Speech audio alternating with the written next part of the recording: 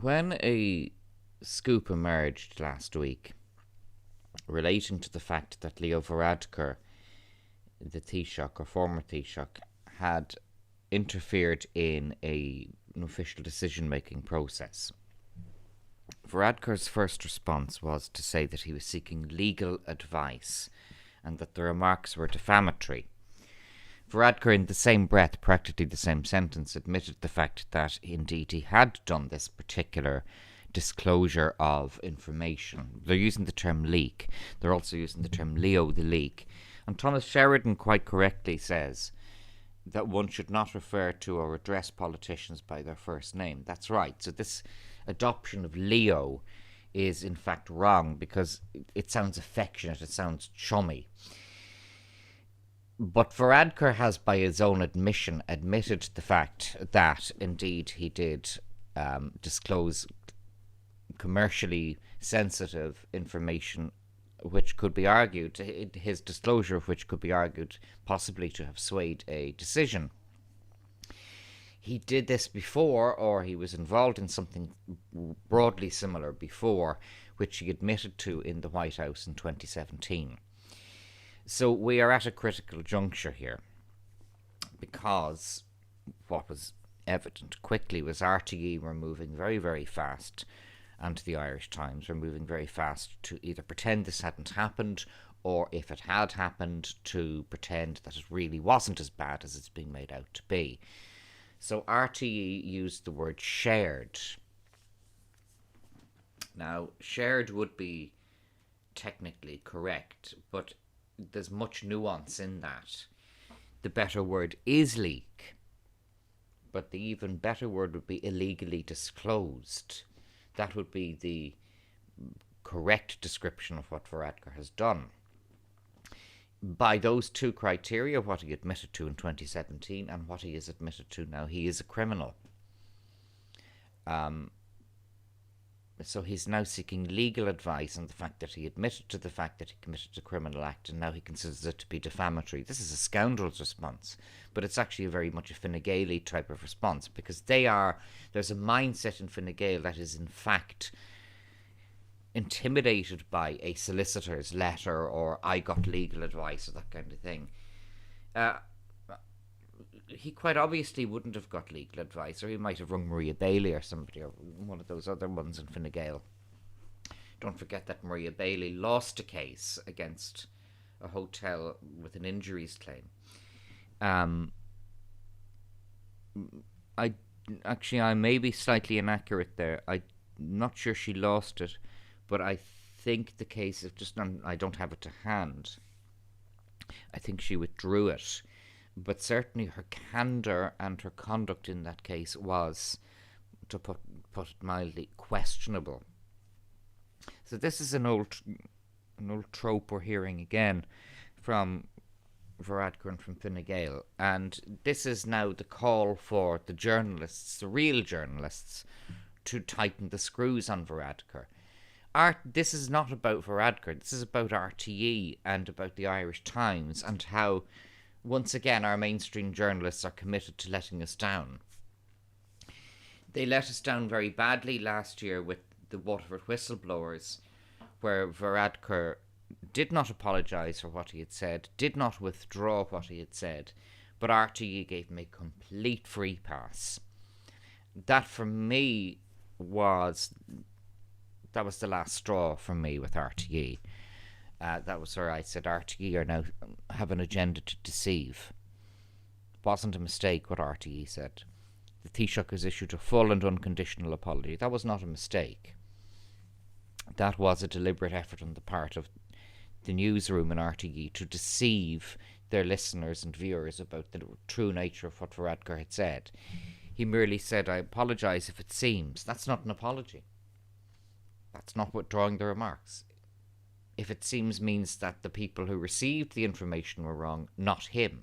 He will never admit to ever being wrong, and there's no point in expecting a sow's ear to suddenly turn into a silk purse. That's not going to happen. But we're now going into the US general election, and the Irish mainstream media has, as per usual, and as now just to be expected, completely and utterly disgraced itself in its coverage of the US election. Just as well nobody listens to them outside of Ireland. And the problem for RTE, I use the term broadly, it actually, I mean, all of that mainstream media, the Irish Times, RTE, and the other ones in the mainstream media, is that they backed a dud with Varadkar.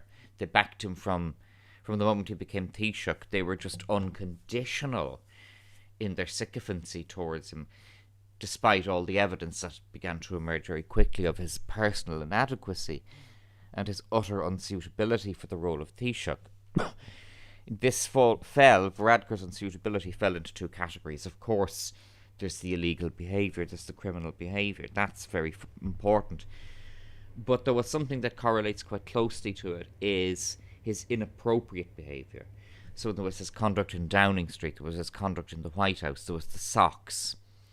There was this continued photo-opping of him jogging or doing triathlons and that kind of thing. And what that showed, let's just take the jogging and triathlons and Leo in Lycra kind of thing. That showed a tone deafness, because people do not want to see a politician behaving like a head prefect or a deputy head prefect, going out and doing all the sport and showing us all, what we should be doing. They don't want to be preached to. They don't want a goody two-shoes. It came over as extremely goody two-shoes, all of these various different... He's swimming in the River Liffey with Owen Murphy and all this kind of thing. These were photo ops. These are PR, total ledge bag Taoiseach. It's, look, he's getting... or going to Electric Picnic. These were all efforts by a deeply empty individual to try and be relatable. And what angered me from the start was the way that the mainstream media completely took the bait and completely facilitated all of this. But they've a problem now. Varadkar's a criminal. I said it back in 2017 when he admitted to interfering in the wind farm selection process, or the planning process that pertained to a wind farm. Now they're facing a legacy, the mainstream media are facing a legacy of 3 years of facilitating this and enabling this. I was saying it back in 2017. And the mood has soured very, very, very considerably. And people are remembering how since the lockdown started in March, in earnest, from March of this year, how no critical questions were asked. Nothing that was claimed by Varadkar or Tony Holohan or any of these people, none of it was challenged. And that's bad enough. But when the failure to challenge this led to the ruination of our economy and the ruination of very many hard-working people across the country, well, then that's not good enough. Thomas Sheridan uses the term cheese brains. And I suppose it might be a bit condescending, while at the same time being entirely accurate. And it describes that amorphous, silent mass of people who rely upon RTE and the Irish Times primarily for their main information. You'll meet them. You can tell a cheese brain very quickly, actually. But look at all the people who are dying of COVID, they'll say to you, up in Howth Harbour when everybody's walking healthily up and down the quay. And what I'll say to cheese brains is, can you name one person you know who has died of COVID-19? Not one of them has been able to. And yet you don't see the switch go on in their head. So this is why we need an honest mainstream media, because of the cheese brains. And the people who aren't able to go out on the internet and pick up information that they can be discriminating about. They do not discriminate, these cheese brains. And they're from, they're all over the place. It's not a class issue. As many of them are these kind of nice, respectable people. Ray and Maura from Terranure, who read the Irish Times and accept everything said to them by RTE. And had they not accepted it, then I suppose there wouldn't be cheese brains.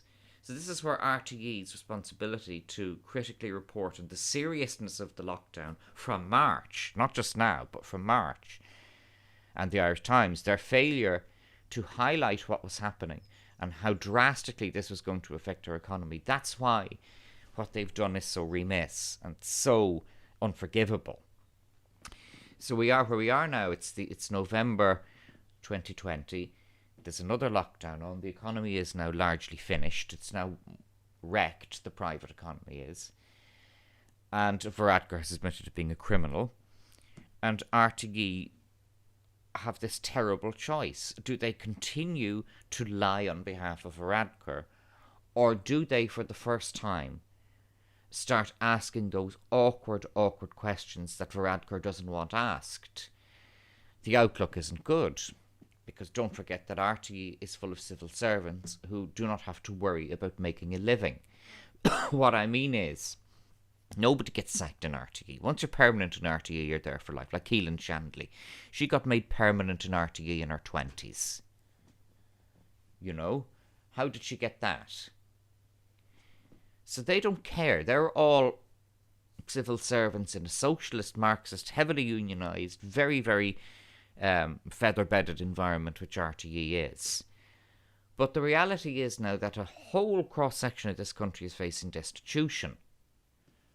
And what has happened now with Varadkar's admission of criminality and RTE's refusal to be journalists is that everything is collapsing around them and people are seeing them for what they are, for the liars that they are. So what decision are they going to make? Are they going to tell the truth about Varadkar, or not so much even tell the truth, but ask the awkward questions, or are they going to continue the way they have for the past 3.5 years? The answer, frankly, is that I don't know.